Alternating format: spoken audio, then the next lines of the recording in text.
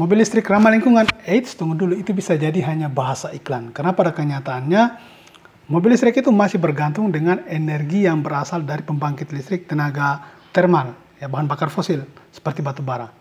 Jadi itu bisa jadi hanya bahasa iklan. Karena pada kenyataannya, mobil listrik itu ketika mau ngecas ya, pakai energi listrik yang berasal dari PLN, yang mana PLN itu pembangkit listriknya kan dari ya batu bara.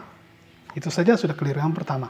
Yang kedua, aki atau sumber ini tuh salah satu penyimpanan energi dari mobil listrik itu aki dibuat dari logam-logam yang berbahaya. Nah, dalam proses penambangannya itu kebanyakan menyebabkan kerusakan lingkungan seperti nikel.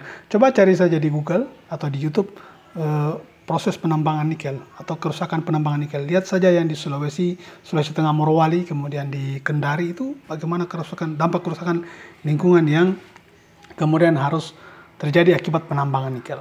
Kemudian yang ketiga adalah aki itu punya masa pakai, punya waktunya.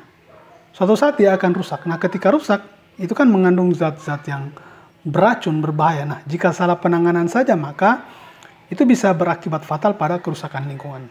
Nah, sehingga sampai saat ini mobil listrik ramah lingkungan itu bisa jika yang pertama kita lakukan adalah dia berasal dari sel surya. Jadi bukan mengandalkan energi yang ngecas tadi dari PLN, tapi dia berasal dari energi matahari. Walaupun memang aki masih jadi masalah. Bisa juga kemudian dari tenaga angin, itu bisa. Tapi sekali lagi akinya tetap ini. Nah, jadi apa sih energi yang paling bersih? Nanti akan kita bahas pada video-video berikutnya. Insya Allah channel ini akan mencoba fokus untuk membahas salah satunya tentang isu perubahan iklim. Oke, sampai jumpa lagi.